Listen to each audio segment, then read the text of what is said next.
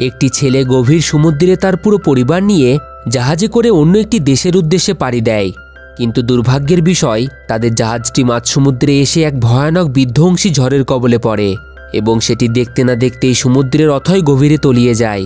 তবে সে যেমন তেমনভাবে একটি লাইফ বোটের সাহায্যে প্রাণে বাঁচে, কিন্তু সেই লাইফ বোটে সে একা ছিল না, তার সাথে ছিল একটি হিংস্র বাঘ এবং তারা দুইজনেই প্রায় 227 দিন কঠিন লড়াই করে সমুদ্রের মধ্যে একাই বেঁচে থাকে। কিন্তু কিভাবে একটি বাঘ এবং একই সাথে মানুষ একই সাথে কিভাবে থাকতে পারে জানতে হলে দেখতে থাকুন পুরো এক্সপ্লেনেশনটি। আজ আমি এক্সপ্লেন করতে চলেছি 2012 সালে মুক্তি পাওয়া একটি adventure fantasy movie life of পাই। তো চলুন বন্ধুরা, আর সময় নষ্ট না করে ঘুরে আসা যাক এক অ্যাডভেঞ্চারে ভরা সমুদ্র সফর থেকে।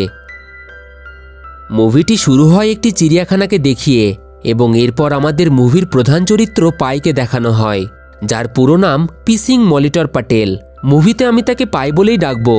পায়ের জন্ম হয় ভারতের পন্ডিচেরিতে, তবে বর্তমানে সে কানাডার বাসিন্দা। একদিন তার সাথে একজন বইয়ের লেখক দেখা করতে আসে, যাকে পায়ের মামা পাঠিয়েছিলেন। আসলে এই লেখক এতদিন ভারতে ছিলেন এবং তার কাছে প্রায় 2 বছর ধরে লেখার কোনো বিষয়ই ছিল না। তবে সে একটি বই লিখেছিলেন, কিন্তু সেই বইটি তেমন চলেনি, যার কারণে তিনি একটি নতুন রোমাঞ্চকর গল্প খুঁজছেন যেটিকে তিনি তার নিজের বইয়ে লিখতে পারেন। আর এই কারণেই তিনি এখানে এসেছেন।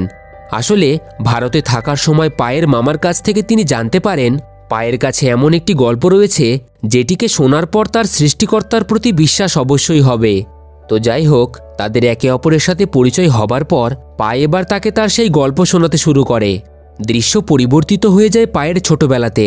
পায়ের জন্ম হয় ভারতের পন্ডিচেরিতে, যেটা তখন ফ্রান্সের শাসনাধীনে ছিল। তার বাবা একজন বিজনেসম্যান ছিলেন। তিনি একটি চিড়িয়াখানা চালাতেন, যেখানে প্রায় সকল প্রকারেরই পশু পাখি ছিল।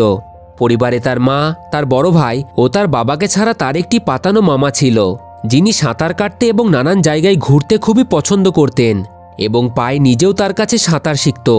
একদিন তিনি প্যারিসের পিসাইন মলিটর নামের পৃথিবী বিখ্যাত একটি সুইমিং পুলে সাঁতার কাটার জন্য যান, যার জল কাঁচের মতো খুবই স্বচ্ছ ছিল এবং তিনি এই সুইমিং পুলের নাম অনুসারেই পায়ের নাম রাখে পিসাইন মলিটর প্যাটেল। কারণ তার ধারণা ছিল যদি তিনি এই সুইমিং পুলের নাম অনুসারে তার ভাগনার নাম রাখেন তাহলে তার মন ওই সুইমিং পুলের জলের মতোই স্বচ্ছ হবে। তো যাই হোক, সুইমিং পুলটির নাম ছিল পিসাইন মলিটর, কিন্তু এটির উচ্চারণ ভারতীয় ভাষায় পিসিং হয়ে দাঁড়ায়, যার বাংলা অর্থ হলো প্রস্রাব। ব্যাপারটা আমাদের কাছে ঠিক যেরকমই হাস্যকর, ঠিক একইভাবে যখন তার বয়স 11 বছর তখন তাকে স্কুলে তার এই নামের কারণেই সকলের কাছে হাসির পাত্র হয়ে উঠতে হয়। তবে যখন সে 12 বছর বয়সে নতুন ক্লাসে ভর্তি হয় তখন সে তার নাম পরিবর্তন করে পায় রেখে দেয়। আর এই পায় শব্দটির অঙ্কের দিক থেকে একটি অর্থ রয়েছে। একদিন সে অঙ্কের ক্লাসে এই পায়ের সূত্রটিকে সকলকে ভালোভাবে বিশ্লেষণ করে একেবারে তাক লাগিয়ে দেয়, যার পর থেকেই সকলেই তাকে পাই প্যাটেল নামেই চিনতে শুরু করে। পায়ের জন্ম হিন্দু পরিবারে হলেও সে সকল ধর্মকেই বিশ্বাস করত, যেমন ইসলাম, এমনকি খ্রিস্টানও। তার মা এই ব্যাপারটিকে নিছক একটি ছোট্ট ছেলের মনের আগ্রহ ভেবে তাকে খুবই সাপোর্ট করত, কারণ তিনি মনে করতেন সে একদিন নিজেই তার সকল প্রশ্নের উত্তর খুঁজে পাবে। তবে তার বাবা সন্তোষ প্যাটেল তাকে বোঝাতো ধর্ম এক প্রকার অন্ধকারের মতো, যতই সে ধর্মকে বিশ্বাস করবে ততই সে তার মধ্যে হারিয়ে যাবে। কিন্তু পায় ছিল ঠিক তার উল্টোটা। সে যেরকম মন্দিরে যেত ঠিক সেই রকম মসজিদ ও চার্চেও যেত। সে সকল জিনিসের মধ্যেই সৃষ্টিকর্তাকে দেখতে পেত, সেটা মানুষও হতে পারে, এমনকি পশু পাখিও। তাই একদিন সে তার পুরো পরিবারকে না জানিয়েই তাদের চিড়িয়াখানায় তার বড় ভাই রবিকে নিয়ে পৌঁছায় চিড়িয়াখানার একটি নতুন সদস্য, একটি রয়্যাল বেঙ্গল টাইগারকে দেখার জন্য, যার নাম তারা রাখে রিচার্ড পার্কার।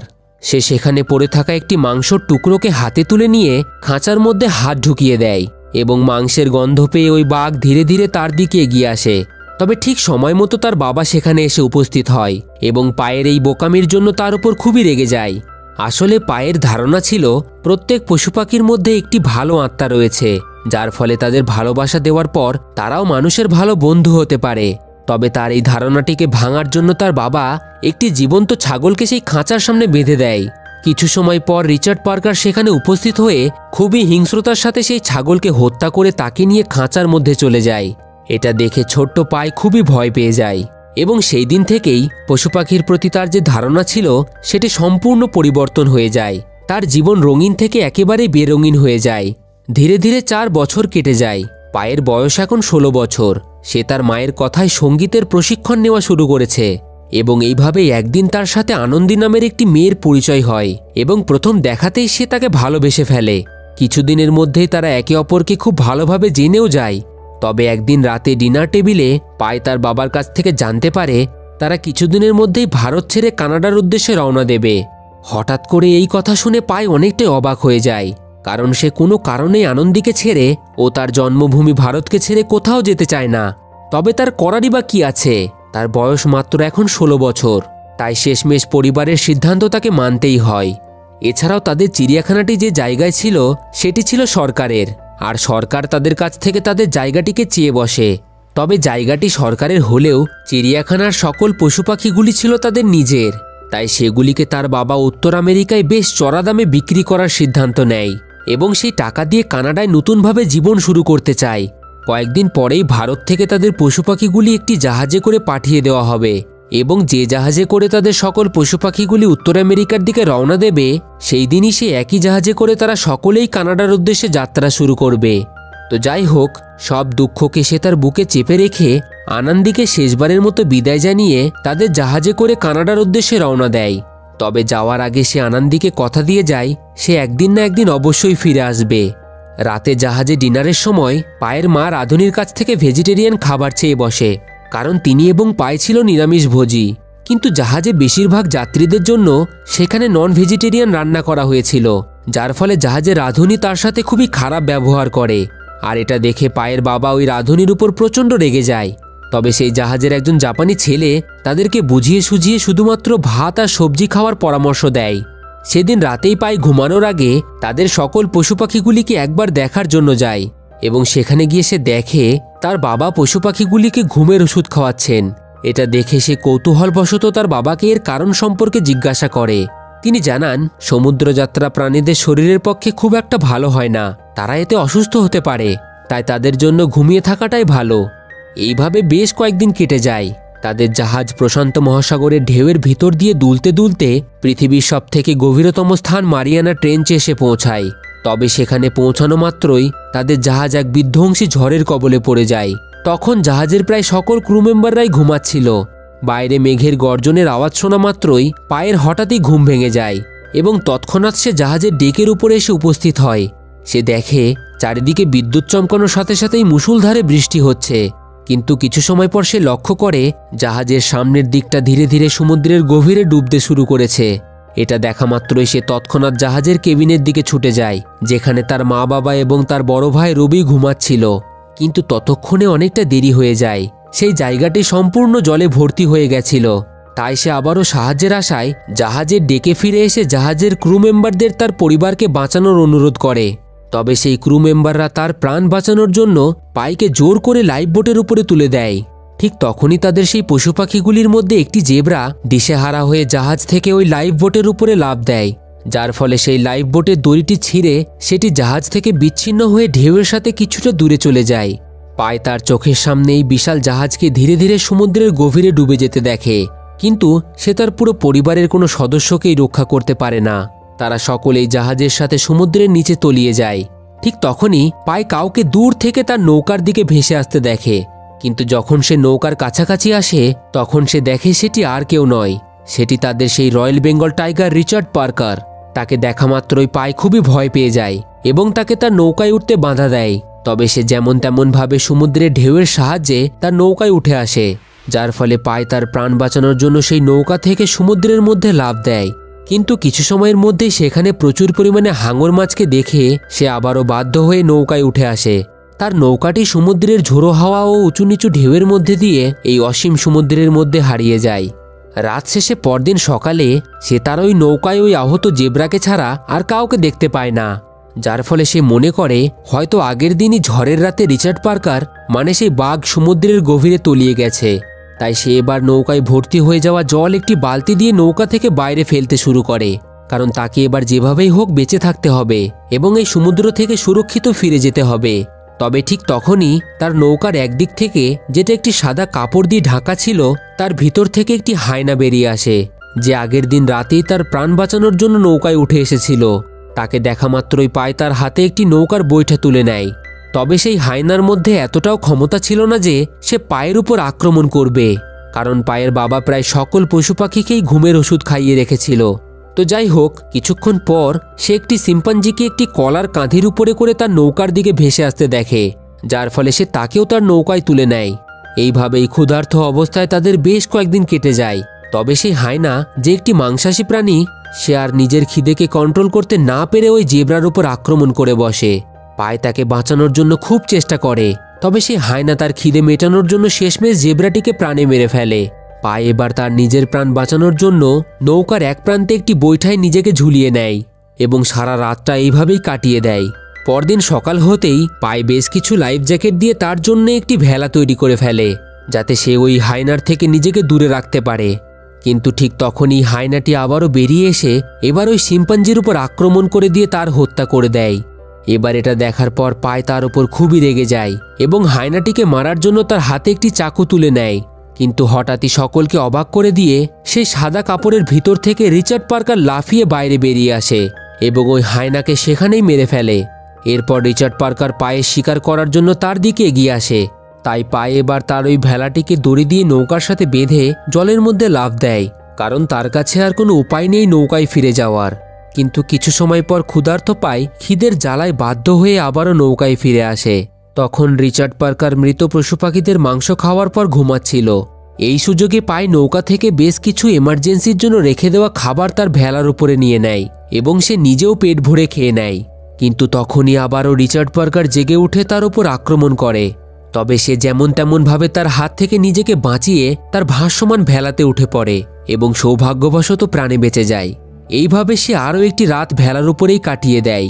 তবে পরদিন হতেই সে একটি কাগজে সাহায্য বার্তা লিখে সেটিকে সমুদ্রে ভাসিয়ে দেয়, যাতে কেউ তাকে এখান থেকে উদ্ধার করতে পারে।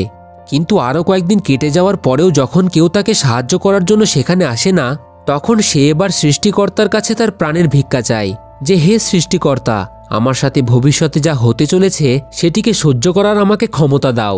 এইভাবে আরও 9 দিন কেটে যায়, যার পর সে বুঝতে পারে তাকে এই গভীর সমুদ্র থেকে বেঁচে ফিরতে হলে নিজেই নিজেকে সাহায্য করতে হবে। আর এটি সে কিভাবে করবে সেটি সে ওই নৌকা থেকে পাওয়া একটি বুকলেটকে পড়ে জানতে শুরু করে। এবার আমি এখানেই বলে দিই, প্রত্যেক জাহাজে যে সকল লাইফ বোট থাকে তার মধ্যে সমুদ্রে কিছুদিনের জন্য বেঁচে থাকার উপযুক্ত খাদ্য ও কিভাবে সে সমুদ্রে নিজেকে বাঁচিয়ে রাখবে সে সম্পর্কে জানার একটি করে বই থাকে এবং সেই বইটিই পায় নৌকা থেকে পেয়ে যায়। যেমন একটি সঠিক সময়ে খাবার ও পানীয় জল পান করা, নিজেকে সবসময়ই কোনো না কোনো কাজে ব্যস্ত রাখা এবং যদি তার সাথে কোনো প্রাণী থাকে তাহলে তাকে তার একটি নির্দিষ্ট জায়গাকে ইশারার মাধ্যমে বুঝিয়ে দেওয়া, আর সবথেকে জরুরি হলো কোনোভাবেই নিজে থেকে হার না মানা। তবে সেই বইয়ের নির্দেশ অনুযায়ী সে বাঘটিকে পোষ মানানোর চেষ্টা করলেও তার পরিকল্পনা মতো কাজ হয় না। তাই তার কাছে এবার একটিমাত্র উপায় বেঁচে থাকে, সেটি হলো তাকে খাবার দেওয়ার মাধ্যমে পোষ মানানো। কারণ তাদের চিড়িয়াখানায় তারা রিচার্ড পার্কারকে প্রায় প্রতিদিন 5 কেজি মাংস খাওয়াতো, কিন্তু বর্তমানে পায় এই সমুদ্রের মাঝ বরাবর তাকে খাওয়ানোর জন্য তেমন কিছু দিতে পারছে না। প্রথম সে ওই মৃত পশুদের মাংস খেয়ে থাকলেও একদিন না একদিন তার খিদে বাড়তে শুরু করবে এবং সেই দিনই রিচার্ড পার্কার তার উপর আক্রমণ করে দেবে। আর এটা ভেবেই পায় এবার তার জন্য মাছ ধরতে শুরু করে। তবে অনেক চেষ্টার পরেও সে একটি মাছও ধরতে পারে না, যার ফলে তার ধারণাটাই ঠিক হয়। রিচার্ড পার্কার সমুদ্রে কিছু মাছ ঘোরাফেরা করতে দেখে জলের মধ্যে লাফ দেয়, তবে সেও মাছ ধরতে পারে না, যার ফলে সে এবার সাঁতার কেটে পায়ের দিকে এগোতে থাকে। এটা দেখে পায় ভয়ে চটজলদি নৌকাটিকে তার দিকে দড়ি দিয়ে টেনে তার উপরে উঠে পড়ে এবং তার বানানো সেই ভেলাটিকেও নৌকার উপরে তুলে নেয়। তবে রিচার্ড পার্কার নৌকাটি অনেকটা উঁচু হওয়ার কারণে তার উপরে আর উঠতে পারে না, যার ফলে সে নৌকার চারিদিকে সাঁতার কাটতে থাকে। এই সুযোগেই পায় একটি কুড়াল তার হাতে তুলে নিয়ে রিচার্ড পার্কারকে হত্যা করার জন্য তার দিকে এগিয়ে যায়। তবে তার মুখের দিকে তাকানো মাত্রই হঠাৎই সে দাঁড়িয়ে যায়। তার দিকে তাকিয়ে পায়ের খুবই মায়া হয়, কারণ সেও তো পায়ের মতোই অসহায়। তাই পায় তার ভেলার উপরে প্রচুর পরিমাণে খাবার নিয়ে যেমন তেমন ভাবে রিচার্ড পার্কারকে একটি সিঁড়ির মাধ্যমে নৌকায় তুলে নিয়ে আবারও সেই ভেলায় ফিরে যায়। তবে এইভাবে আর কয়দিন চলবে, তার বিছানো জালে শেষমেশ একটি মাছ ধরা পড়ে যায়, যার পর পায় সেই মাছটিকে কুড়াল দিয়ে মেরে রিচার্ড পার্কারকে দিয়ে দেয়। তবে মাছটিকে মারার সময় সে খুবই কান্না করতে থাকে, কারণ তার ধারণা ছিল প্রত্যেক পশু পাখির মধ্যেই একটি ভালো আত্মা রয়েছে এবং প্রত্যেকের মধ্যেই সৃষ্টিকর্তা থাকে, তাই তাদের হত্যা করাটা মহাপাপ। কিন্তু সে কিছুক্ষণের মধ্যেই বুঝতে পারে হয়তো সৃষ্টিকর্তা মাছ রূপে তাদের প্রাণ বাঁচানোর জন্য তাদের কাছে এসেছে। তাই সে সৃষ্টিকর্তাকে তাদের সাহায্য করার জন্য ধন্যবাদ জানায়। এইভাবে দিন শেষে রাত হয়ে যায়। রাতে পায় সমুদ্রের এক মনোমুগ্ধকর সুন্দর দৃশ্য দেখে। সমুদ্রের নিচে উজ্জ্বল জেলিফিশে ভরে যায়, কিন্তু হঠাৎই একটি বিশাল বড় তিমি মাছ সমুদ্রের গভীর থেকে লাফিয়ে তার নৌকার পাশে এসে আছড়ে পড়ে, যার ফলে তার সেই ভেলাটি উল্টে যায় এবং তার সকল মজুত করা খাবার জলে পড়ে যায়। তাই পায় আবারও একবার খাদ্যশূন্য হয়ে পড়ে। পরদিন সকালে পায় আবারও কিছু খাবারের আশায় তার নৌকায় ফিরে যায়। ঠিক তখনই একটি উড়ন্ত মাছ উড়ে এসে তার মুখে এসে ধাক্কা মারে। তারা দেখে সমুদ্রের একদিক থেকে প্রচুর পরিমাণে উড়ন্ত মাছ তাদের দিকে উড়ে আসছে এবং নিমেষের মধ্যে সেই উড়ন্ত মাছে তাদের নৌকাটি পরিপূর্ণ হয়ে যায়। তবে উড়ন্ত মাছের মধ্যে একটি বড় আকারের মাছও লাফিয়ে তাদের নৌকার উপরে উঠে আসে, যার ফলে পায় সেটিকে নিতে চাইলে রিচার্ড পার্কার তার উপর আক্রমণ করার জন্য তার দিকে এগিয়ে আসতে থাকে। তবে পায়ও একটি লাঠি তার হাতে তুলে নিয়ে তার দিকে চিৎকার করে তাকে জানিয়ে দেয় এই মাছ তার। এই জীবনযুদ্ধে বেঁচে থাকার জন্য সে ভেজিটেরিয়ান হওয়া সত্ত্বেও তার খিদে মেটানোর জন্য মাছটিকে কাঁচাই খেতে শুরু করে। তবে সে ভালোভাবে বুঝতে পারে যদি তাকে বেঁচে থাকতে হয় তাহলে তাকে যেভাবেই হোক রিচার্ড পার্কারকে ট্রেনিং দিয়ে পোষ মানাতে হবে, কারণ এইভাবে বারবার নৌকায় ফিরে যাওয়ার কারণে তার প্রাণও যেতে পারে। এছাড়াও এই সমুদ্রের প্রতিকূলতাকে উপেক্ষা করে তাদের যদি বেঁচে থাকতে হয় তাহলে সেটা তাদের একে অপরকে সাহায্য করার মাধ্যমেই সম্ভব ছিল। কারণ যেভাবে পায়ে রিচার্ড পার্কারের জন্য খাবারের ব্যবস্থা করত, ঠিক সেইভাবেই রিচার্ড পার্কারের কারণেই পায় সবসময় সতর্ক থাকত এবং বেঁচে থাকার একটি আশা খুঁজে পেত। তাই পরদিন থেকে পায় এবার তাকে ট্রেনিং দেওয়াতে শুরু করে। ধীরে ধীরে সে পায়ের কথা মানতেও থাকে, কারণ সে পশু হলেও সে তার ভালোটা বুঝতে পারত। তো যাই হোক, এইভাবে দিন কাটতে থাকে। একদিন পায় সমুদ্রের একদিকে হঠাৎই একটি মালবাহী জাহাজ দেখতে পায়, যেটা দেখা মাত্রই পায় সাথে সাথে বেশ কয়েকটি ফ্লেয়ার আকাশের দিকে ফায়ার করে। তবে সেই জাহাজ থেকে দুর্ভাগ্যবশত কেউই তাদের দেখতে পায় না। জাহাজটি দেখতে দেখতে অসীম সমুদ্রে ধীরে ধীরে মিলিয়ে যায়। তাই পায় আবারও একবার হতাশ হয়ে পড়ে। তবে সে হাল ছাড়ে না। ধীরে ধীরে সময় কাটতে থাকে। তারা একে অপরের ভাষা না বুঝলেও তাদের মধ্যে এক বন্ধুত্বপূর্ণ সম্পর্ক গড়ে ওঠে। তারা একসাথে একই নৌকায় এবার সময় কাটাতে থাকে। তবে তাদের ভাগ্য মনে হয় ভালো ছিল না, কারণ আবারও একদিন একটি বিধ্বংসী সামুদ্রিক ঝড় তাদের দিকে ছুটে আসে। আকাশে প্রচণ্ড মেঘের গর্জনের সাথে একটি উজ্জ্বল আলো বেরিয়ে আসে। পায়ের মনে হতে থাকে হয়তো সৃষ্টিকর্তা নিজে থেকেই তাদের উদ্ধার করার জন্য এখানে এসেছে। তবে কিছু সময়ের মধ্যেই সেই ঝড় আরও বিধ্বংসী রূপ নেয়। অন্যদিকে সে দেখে সমুদ্রের জল নৌকায় ভর্তি হওয়ার কারণে রিচার্ড পার্কারের অবস্থা অনেকটাই খারাপ হয়ে গেছে। সে দুর্বল হয়ে পড়েছে। তাই পায় এবার চিৎকার করে সৃষ্টিকর্তার কাছে এই ধ্বংসলীলাকে থামাতে বলে যে কেন আপনি একটি অবলা প্রাণীকে এইভাবে কষ্ট দিচ্ছেন। আমি আমার পরিবারকে হারিয়েছি, ঠিক সেইভাবেই আমি একেও হারাতে চাই না। অবাক করার বিষয়, তার বলার সাথে সাথেই কিছু সময়ের মধ্যেই সেই ধ্বংসলীলা বন্ধ হয়ে যায়। সমুদ্রের ঢেউয়ের সাথে সাথে পায়ের নৌকাটি একটি শান্ত পরিবেশে গিয়ে পৌঁছায়। সময় কাটতে থাকে। দুইজনের কাছে খাবার জন্য আর কিছুই থাকে না, যার ফলে তারা খুবই জরাজীর্ণ ও দুর্বল হয়ে পড়ে। রিচার্ড পার্কার নৌকার এক কোণে ক্ষুধার্ত তৃষ্ণার্ত অবস্থায় পড়ে থাকে। পায় জরাজীর্ণ অবস্থায় আস্তে আস্তে তার কাছে যায় এবং তাকে কিছুটা জল খাওয়ায়। তাকে এই অবস্থায় দেখে পায় কান্নায় ভেঙে পড়ে এবং তাকে বাঁচাতে না পারার কারণে তার কাছ থেকে ক্ষমা চায়। তবে তার কিছুই করার ছিল না। এই সকল কিছু দেখা ছাড়া তার কাছে আর কোনো উপায়ই ছিল না। সে আকাশের দিকে চেয়ে তার বাবা মা ও ভাইয়ের কথা চিন্তা করতে থাকে, কারণ পায় জীবিত ফিরে যাওয়ার আশাটুকুও পুরোপুরি ছেড়ে দিয়েছিল। তবে পরদিন যখন তার চোখ খোলে তখন সে দেখে তাদের নৌকাটি একটি রহস্যময় ভাসমান আইল্যান্ডের কাছাকাছি গিয়ে দাঁড়িয়ে পড়েছে।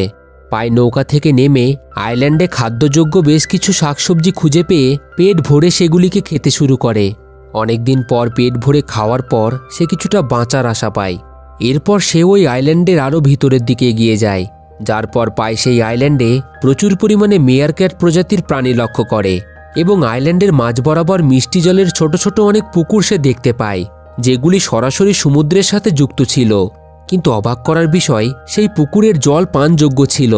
আর এটা দেখা মাত্রই পায় আর কিছু না ভেবেই সেই জলের মধ্যে লাফ দেয় এবং পেট ভরে জল পান করে।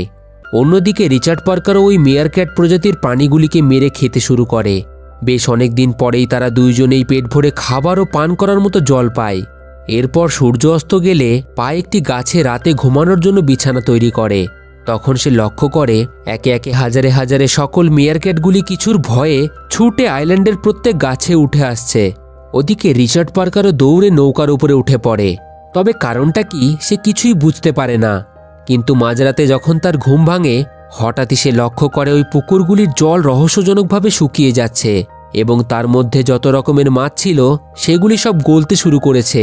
এর মানে রাত হওয়ার সাথে সাথেই সেই আইল্যান্ডের পুকুরের জলগুলি অ্যাসিডে পরিণত হয়েছে এবং পুরো আইল্যান্ডটি রহস্যজনকভাবে আলোতে ঝলমল করছে। তখনই সে তার মাথার উপর একটি ফল দেখতে পায়, যেটিকে খোলার পর সে অনেকটা অবাক হয়ে যায়, কারণ সেই ফলের মধ্যে সে একটি মানুষের দাঁত দেখতে পায়। আর এটা দেখার পর সে বুঝতে পারে এই আইল্যান্ডটি খুবই ভয়ানক। দিনের বেলায় পুকুরগুলিতে সুস্বাদু জল থাকলেও রাতে সেই জল কোনো কেমিক্যাল প্রসেসের কারণে অ্যাসিডে পরিণত হতো। আর সম্ভবত এই দাঁতটি তার মতোই কোনো অসহায় মানুষের, যে সমুদ্রে হারিয়ে গেছিল এবং এই আইল্যান্ডে আশ্রয় নিয়েছিল। তবে সে জানত না এই আইল্যান্ড দিনের বেলা ঠিক যতটা দেয়, রাতের বেলা ঠিক ততটাই ফেরত নিয়ে নেয়। তাই পরদিন হতেই পায় তার জন্য আইল্যান্ড থেকে প্রচুর পরিমাণে খাদ্য, জল ও রিচার্ড পার্কারের জন্য ওই মেয়ারক্যাট প্রাণীগুলি শিকার করে তার সাথে নিয়ে নেয়। তবে সে রিচার্ড পার্কারকে সেই আইল্যান্ডে একাই রেখে চলে যেতে পারত, কিন্তু এতদিন পার্কারের প্রতি সে মায়ায় জড়িয়ে গেছিল। সে তাকে নিজের বন্ধু ভাবতে শুরু করেছিল। তাই আবারও একবার তারা দুইজনেই নতুনভাবে তাদের সমুদ্র যাত্রা শুরু করে দেয় এবং অবশেষে বিধ্বংসী ঝড় ও সমুদ্রের প্রতিকূলতাকে পার করে তারা শেষমেশ মেক্সিকোর সমুদ্রে সৈকতে এসে পৌঁছায়। তবে নৌকা থেকে উপকূল পর্যন্ত পৌঁছানোর মতো পায়ের শরীরে আর ক্ষমতা ছিল না। তাও সে হার না মেনে নৌকাটিকে নিয়ে কিনারায় পৌঁছে যায় এবং সেখানেই বালির উপরে লুটিয়ে পড়ে। রিচার্ড পার্কার নৌকা থেকে নেমে সামনের জঙ্গলের দিকে এগিয়ে যায়। পায়ে দুর্বল দৃষ্টিতে তার দিকে চেয়ে থাকে, কারণ সে জানত রিচার্ড তার দিকে ঘুরে অবশ্যই তাকাবে এবং তাদের এতদিনের সম্পর্ক ও বন্ধুত্বটিকে মনে রেখে তাকে শেষ বিদায় জানানোর পর জঙ্গলের মধ্যে প্রবেশ করবে। কিন্তু সে বেশ কিছুক্ষণ জঙ্গলের দিকে তাকিয়ে থাকার পর শেষমেশ জঙ্গলের মধ্যে প্রবেশ করে। কয়েক ঘন্টা পর সেখানে কিছু স্থানীয় লোক এসে পাইকে উদ্ধার করে হসপিটালে নিয়ে যায়। তবে হসপিটালে যাওয়ার আগে পাই বাচ্চার মতো কান্না করতে থাকে। আর এটা এই কারণে না যে সে প্রাণে বেঁচে গেছে, সে কাঁদছিল কারণ রিচার্ড পার্কার তাকে শেষবারের মতো বিদায় না জানিয়ে চলে গেল। দৃশ্য পরিবর্তিত হয়ে যায় বর্তমান সময়ে। এতক্ষণ পাই ওই লেখককে তার পুরো জীবনের কাহিনীটিকে শোনাচ্ছিল। তার চোখে জল ছিল। সে ওই লেখককে জানায়, সৃষ্টিকর্তা সবসময়ই আমার সাথে ছিল, কারণ যদি আমি ওই ভাসমান আইল্যান্ডে না পৌঁছাতাম তাহলে আমি মারা যেতাম। আর যদি আমি ওই দাঁতটিকে খুঁজে না পেতাম তাহলে আমি সেই আইল্যান্ডে সারা জীবনের মতোই রয়ে যেতাম এবং ওই আইল্যান্ডের বিষাক্ত জল খাওয়ার পর ওখানেই মারা যেতাম। কিন্তু সৃষ্টিকর্তা সবসময় আমাকে সাহায্য করেছে। প্রথমে তিনি ওই আইল্যান্ডে আমাকে আশ্রয় দেন, তারপর সে আইল্যান্ড থেকে আবারও যাত্রা শুরু করার সংকেতও দেন। আর এই পুরো সমুদ্র যাত্রাতে রিচার্ড পার্কার যদি আমার সাথে না থাকতো তাহলে আমি এতদিন জীবিত বেঁচে থাকতে পারতাম না। তার জন্যই আমি বেঁচে থাকার আশা খুঁজে পেয়েছিলাম। তবে সবথেকে দুঃখ তখনই হয় যখন কাউকে শেষ বিদায়টুকু জানানো যায় না। এই সকল কথা শোনার পর লেখক তাকে জানায় এই গল্পের মধ্যে অনেক কিছুই অবিশ্বাস্য। তখন পাই তাকে বলে সেই জাহাজে সেই শুধু একমাত্র জীবিত বেঁচে ছিল।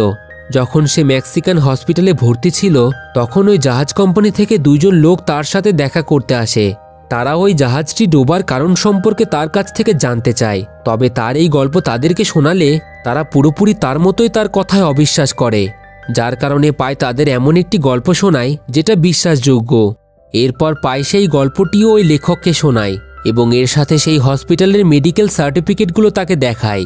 এরপর পাই তাকে জিজ্ঞাসা করে এই দুটি গল্পের মধ্যে কোনটি তার ভালো লেগেছে।